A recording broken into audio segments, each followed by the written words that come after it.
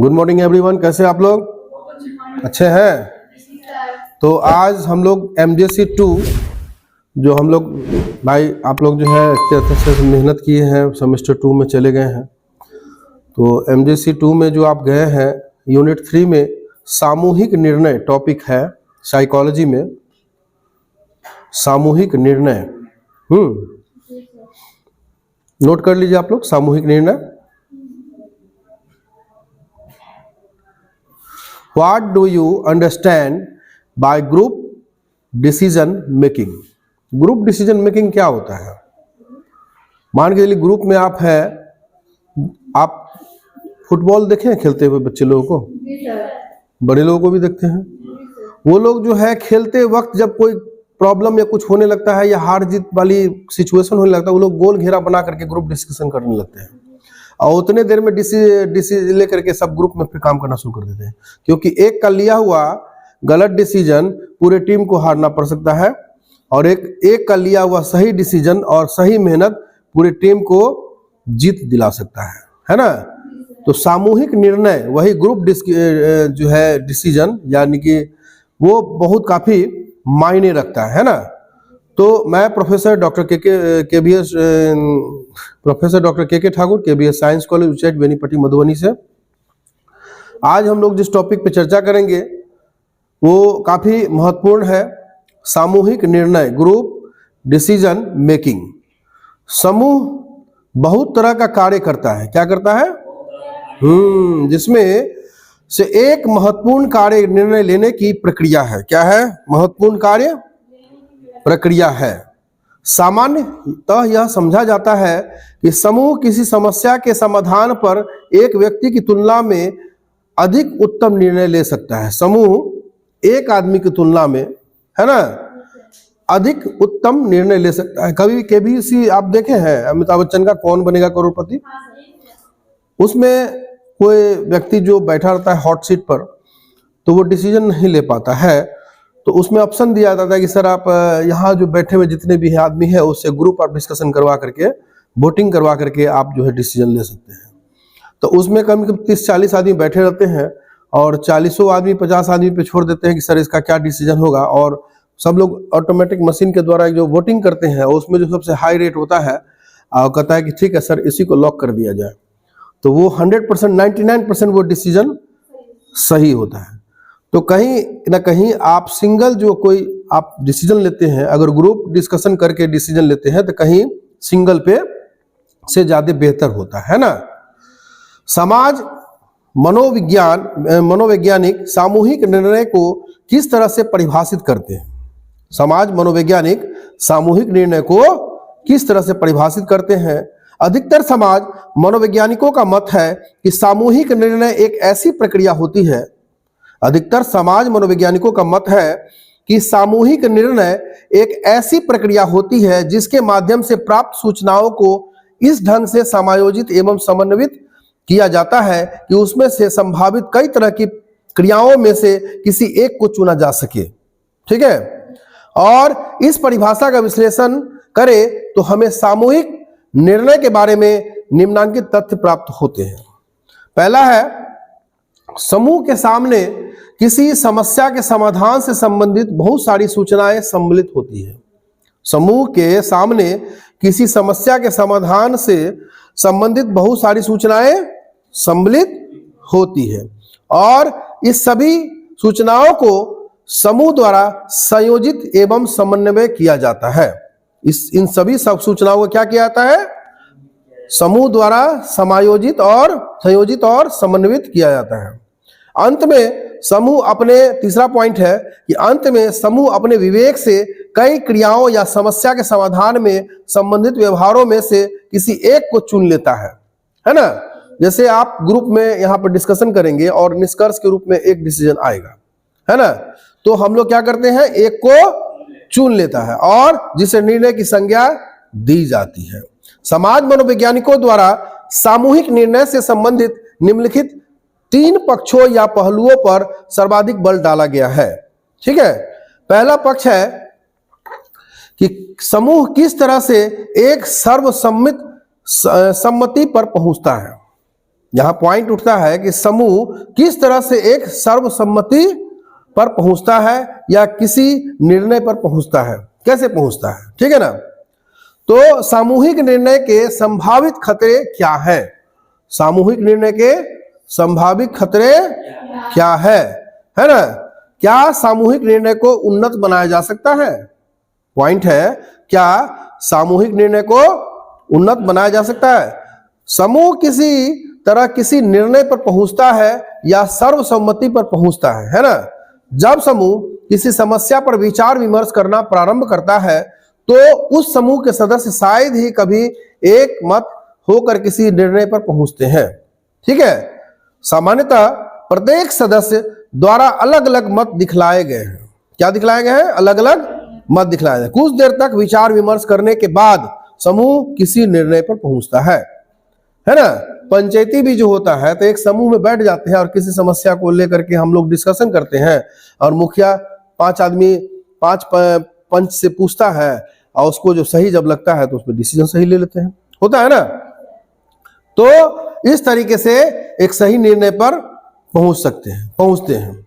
अब प्रश्न उठता है कि किस तरह से होता है। एक महत्वपूर्ण प्रश्न जो वहां उठता है वह यह कि क्या सदस्यों द्वारा आरंभ में व्यक्त किए गए विचार के आधार पर समूह द्वारा लिए जाने वाले अंतिम निर्णय के बारे में पूर्वानुमान लगाया जा सकता है। पहला है बहुमत जीत नियम, क्या है, केबीसी वाला बताए हम कि बहुमत के द्वारा जो आता है उस पे आधार पर वो डिसीजन ले लेता है कि नहीं इसका सही डिसीजन होना चाहिए, है ना। अब 4 ऑप्शन दिया जाता है और उसमें 50 आदमी ए ऑप्शन को वोट दिया जाए तो वो डिसीजन लेकर के फाइनल लॉक कर दिया जाए तो हो जाता है ना फाइनल। तो यही बताया जाता है कि बहुमत जीत नियम क्या है, majority win rules, majority win rules, है ना। नेमेंथ तथा सहयोगियों ने काफी रिसर्च किए, मनोवैज्ञानिक ने, और 2002 में अपने इस मत में परिभाषित किया कि यह नियम बतलाया कि अधिकतर परिस्थितियों में समूह उस मत को समर्थन देता है जिसकी अभिव्यक्ति आरंभ से अधिकतर सदस्यों द्वारा दी जाती है या की जाती है। इस नियम के अनुसार विचार विमर्श लोकप्रिय आरंभिक विचारों को मात्र पुष्टि के लिए किया जाता है, ठीक है, और कुछ लोगों द्वारा विरोध किए जाने पर भी इसे स्वीकार कर लिया जाता है। सत्य जीत नियम क्या है, यह नियम बतलाता है कि यदि निर्णय को समूह द्वारा अंततोगत्वा स्वीकार किया ही जाता है क्योंकि इसकी सच्चाई को धीरे धीरे और अधिक लोग स्वीकार कर लेते हैं, ठीक है। तीसरा पॉइंट है प्रथम विचलन नियम, क्या है, इस नियम के अनुसार समूह एक ऐसा निर्णय को स्वीकार कर लेता है जो किसी सदस्य द्वारा व्यक्त किए गए मत या विचार में पहल कुछ अलगाव या विचलन की दिशा के अनुरूप होता है, ठीक है।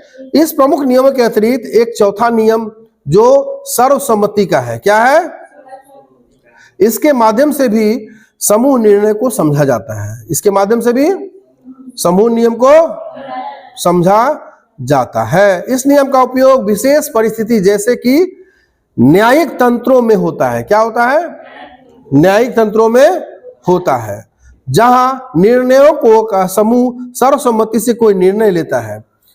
स्टार्सर, टेलर और हन्ना महोदय ने, मनोवैज्ञानिक ने 1989 में जो अपने शब्दों में इसके बारे में बतलाया है कि इन सरल नियमों द्वारा जटिल सामूहिक निर्णय के बारे में भी करीब करीब 80% सही अनुमान लगाया जा सकता है, पूर्वानुमान लगाया जा सकता है, ठीक है। स्पष्ट है कि सामाजिक निर्णय स्कीम द्वारा इस बात की व्याख्या आसानी से हो पाती है कि समूह किस तरह से एक सर्वसम्मत निर्णय पर पहुंचता है, ठीक है। दूसरा पॉइंट है कि सामूहिक निर्णय के संभावित खतरे क्या क्या है। सामूहिक निर्णय जो हम लोग ले लेते हैं तो उसमें संभावित खतरे क्या क्या है। कई अध्ययनों से यह भी पता चला है कि सामूहिक निर्णय के लिए किया जा रहा विचार विमर्श के दौरान कई तरह के ऐसे सामाजिक कारक या बल उत्पन्न होते हैं और जिनके आधार पर समूह को कभी कभी बहुत ही मुश्किलों और अनर्थकारी निर्णय करना पड़ता है। काफी मुश्किल और अनर्थकारी निर्णय करना पड़ता है। इन कारणों में निम्नलिखित 4 महत्वपूर्ण है। अब इसमें भी समूह में भी क्या क्या त्रुटियां हैं, क्या क्या डिसीजन हार्ड लेना पड़ता है, क्या क्या कठिनाइयों का सामना करके कोई डिसीजन लेते हैं, है ना, मुश्किल घड़ी में अनर्थकारी कोई डिसीजन लेना पड़ता है, ये सब की भी इसके भी कुछ 4 महत्वपूर्ण निम्नलिखित कारण है ना। तो पहला है समूह सोच। क्या है? जब किसी समूह में समूह समग्रता अधिक होती है, जिससे सदस्यों का मनोबल और अभिप्रेरण अधिक हो जाता है, परंतु इसका एक नकारात्मक प्रभाव भी होता है। बहुत ज्यादा क्या होता है, जो सदस्यों में मनोबल अभिप्रेरण अधिक हो जाता है तो उसका कभी कभी क्या होता है, नकारात्मक प्रभाव भी होता है। ठीक है, जिसे समूह सोच कहा जाता है। क्या कहता है? अब इसी टॉपिक पर जेनिस महोदय ने 1982 में उन्होंने अपना एक कुछ वक्तव्य दिया, जिसने इस पद का प्रतिपादित किया था, जो समूह सोच को परिभाषित करते हुए कहा है कि यह उच्च समग्र समूह के सदस्यों की एक ऐसी प्रवृत्ति होती है जिसमें वे लोग यह पूर्व कल्पना कर लेते हैं कि उनके द्वारा लिया गया निर्णय गलत नहीं हो सकता है। ठीक है, अन्य सभी सदस्यों द्वारा उनके द्वारा लिए गए निर्णयों का समर्थन निश्चित रूप से करेंगे और उस निर्णय के विरोध में भी जो सूचनाएं हैं उन पर सदस्यगण ध्यान नहीं देंगे। ठीक है, समूह सोच में समूह जो निर्णय लेता है उस पर वह उस परिस्थिति में भी कायम रहता है। ठीक है, जब बाह्य घटना या परिस्थिति इस बात को का साक्ष्य प्रस्तुत करता है या कर लिया जाता है निर्णय सही नहीं है, जैसे कि जेसिन महोदय ने भी कहा है कि समूह किसी भी वैकल्पिक क्रिया पर विचार करने के लिए तैयार नहीं रहता है। क्या होता है? समूह किसी भी वैकल्पिक क्रिया पर विचार करने के लिए नहीं तैयार रहता है। किसने कहा है? जेनिस महोदय ने कहा है। किसने कहा है? समूह ध्रुवीकरण। क्या है? कभी कभी यह देखा गया है कि जब समूह किसी निर्णय पर पहुंचने के पहले समस्या पर विचार विमर्श करता है तो कुछ दूरतम निर्णय ले लेता है। क्या ले लेता है? दूरतम निर्णय ले लेता है। इस घटना को समूह ध्रुवीकरण कहा जाता है। क्या कहा जाता है? समूह ध्रुवीकरण कहा जाता है। समूह ध्रुवीकरण के कई कारण बतलाए गए हैं। क्या बताए गए हैं? कई कारण बताए गए हैं। ब्राउर और जुड्डू, ग्लीनर, इन सब महोदय ने, मनोवैज्ञानिकों ने 1995 में काफी रिसर्च की और रिसर्च के माध्यम से इन्होंने बताया कि समूह में विचार विमर्श के दौरान अपने विचार या मत की पुनरावृत्ति बार बार करता है। अपने विचार या विमर्श की जो क्या होता है, पुनरावृत्ति बार बार करता है, जिससे वह अधिक दूरतम विचार की ओर अपने आप को खींच लेता है। ठीक है, विचार से काफी दूरतम अपने आप को खींच लेता है। परंतु समूह में किए गए विचार विमर्श में क्या हमेशा ध्रुवीकरण होता है ना? तो शायद नहीं। जब किसी समस्या पर विचार करते समय समूह के सदस्यगण लगभग बराबर की संख्या में परस्पर विरोधी विचार व्यक्त करते हैं तो इसका परिणाम यह होता है कि इन दोनों तरह के विरोधी सदस्यों में एक समझौता हो जाता है और इस प्रक्रिया के ध्रुवीकरण की संज्ञा दी जाती है। विरोधी पक्ष जब ज्यादा आ जाता है और उस पे जब डिसीजन ले जाता है तो क्या होता है? उस पे ध्रुवीकरण हो जाता है। क्या हो जाता है? ध्रुवीकरण हो जाता है। समूह में सूचनाओं का पूर्वाग्रहित ढंग से संचालित करना है। क्या है? समूह में सूचनाओं का पूर्वाग्रहित ढंग से संचालित करना। निर्णय लेने वाले समूह द्वारा कभी कभी सूचनाओं को पूर्वाग्रहित ढंग से संसाधित की जाती है ताकि समूह उसी निर्णय पर पहुंचे जिस पर पहुंचना चाहता है। ठीक है, और सचमुच में किसी भी समूह के लिए जिस पर एक निर्णय करने का उत्तरदायित्व होता है यह एक गंभीर समस्या होती है। क्या होती है? गंभीर समस्या होती है, क्योंकि समूह पर निर्णय का उत्तरदायित्व इसलिए छोड़ा जाता है क्योंकि वह एक उचित और निष्पक्ष निर्णय पर पहुंच सके, है ना। हम लोग कहते हैं हम पंचे के मान भाई, हम कोनो काम होते तो पंच जे कहते वो हम माने तैयार छे। होता है कि नहीं ऐसा? देखियो कि नहीं देखियो? तो समूह पे ही निर्णय देने के उत्तरदायित्व के लिए छोड़ा जाता है क्योंकि वह एक उचित और निष्पक्ष निर्णय पर पहुंच सके। ठीक है, सामान्यतः देखा गया है कि एक व्यक्ति के समान समूह भी हमेशा यथार्थपूर्ण निर्णय देने के लिए अभिप्रेरित नहीं होता है। ठीक है, बल्कि वह अपने सदस्यों द्वारा आरंभ में दिखलाए गए विचार या मत को भी समर्थन प्रदान करने में अभिरुचि दिखलाने लगता है।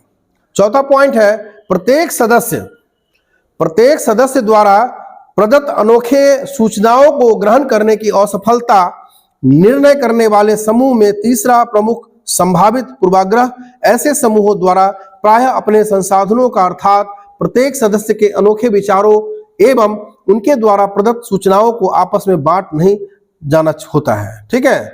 अब गिगोन और हाशड़ी महोदय ने अपने रिसर्च में 1997 में उन्होंने कहा कि शोध से यह स्पष्ट हुआ है कि प्रायः निर्णय लेने वाले समूह द्वारा इस तरह के संसाधनों को आपस में अपवाद के तौर पर बांटा जाता है। क्या बांटा जाता है? अपवाद के तौर पर। तीसरा पॉइंट है क्या सामूहिक निर्णय को उन्नत बनाया जा सकता है? क्या सामूहिक निर्णय को उन्नत बनाया जा सकता है? जैसा कि हम जानते हैं कि समूह सोच पूर्वाग्रहित संसाधन और प्रत्येक सदस्य द्वारा प्रदत्त अनोखे सूचनाओं पर गंभीरता से विचार न करना यदि कुछ ऐसे कारक हैं जिसने सामूहिक निर्णय की प्रक्रिया को प्रभावित होती है, परंतु मनोवैज्ञानिकों द्वारा किए गए शोधों से यह स्पष्ट होता है कि इस संभावित खतरों को बहुत हद तक कम किया जा सकता है। ठीक है। समाज मनोवैज्ञानिकों ने सामूहिक निर्णय को उन्नत बनाने के लिए निम्नलिखित दो तरह के प्रवृत्ति की महत्वपूर्ण बतलाया है। दो तरह के प्रवृत्ति को महत्वपूर्ण बतलाया है। पहला है डेविल एडवोकेट प्रवृत्ति। क्या है? डेविल एडवोकेट प्रवृत्ति, है ना। इस विधि का उपयोग हीट और मार्कमैन महोदय ने भी 1995 में काफी शोध में इसका उपयोग किया था, है ना। शोध काफी इस पे किया था। और इस प्रविधि में समूह के किसी एक सदस्य को समूह के योजना तथा अभिव्यक्ति विचार या मत के आलोचना करने के लिए कहा जाता है। ठीक है। इसका परिणाम यह होता है कि समूह के अन्य सदस्यगण विचार विमर्श हो रहे बिंदुओं पर फिर से सोचना प्रारंभ कर देते हैं। ठीक है। ताकि अंतिम निर्णय पर पहुंचने के पहले उसमें कुछ सुधार यदि संभव एवं व्यवहारिक हो तो किया जा सके। ठीक है। दूसरा पॉइंट है प्रामाणिक सहमति प्रविधि। प्रामाणिक सहमति प्रविधि। ठीक है। तो इस प्रविधि में समूह के किसी सदस्य को पहले से तो समूह के विचार या मत को आलोचना की जिम्मेदारी नहीं दी जा सकती है, फिर भी एक या कई समूह सदस्य काफी सक्रिय होकर समूह के आरंभिक अभियान के साथ असहमति दिखलाते हैं। सुल्ज और हार्ड महोदय ने भी काफी रिसर्च किए और उन्होंने 2002 में जो उन्होंने बतलाया कि प्रवृत्ति का एक उक्त दोनों प्रविधियों का एक तुलनात्मक अध्ययन किया। क्या किया? तुलनात्मक अध्ययन किया और पाया कि प्रामाणिक असहमति प्रविधि डेविल एडवोकेट प्रविधि से उत्तम इसलिए होता है क्योंकि प्रमाणित असहमति प्रविधि सदस्यों को उपलब्ध कराने की गहरी तहकीकात करने के लिए अधिक प्रेरित करता है। इसका मतलब यह स्पष्ट होता है कि प्रामाणिक असहमति प्रवृत्ति से सामूहिक निर्णय की गुणवत्ता में अधिक वृद्धि होती है। इस तरह से निष्कर्ष पे हम कहा जा सकता है कि सामूहिक निर्णय की प्रक्रिया में जहां कुछ संभावित खतरा है तो ऐसे निर्णय को खतरे से बचाकर उन्नत करने की उपाय भी उपलब्ध है ना। काफी मनोवैज्ञानिकों ने अपना सुझाव दिया, हम लोग देखे इसमें, और उसमें काफी उन्नत करके उपाय जो है और बेहतर बनाया जा सकता है। खतरा तो है ही लेकिन उसको बेहतर बनाया जा सकता है। तो इस तरह से ये टॉपिक यही समाप्त होता है। चलो।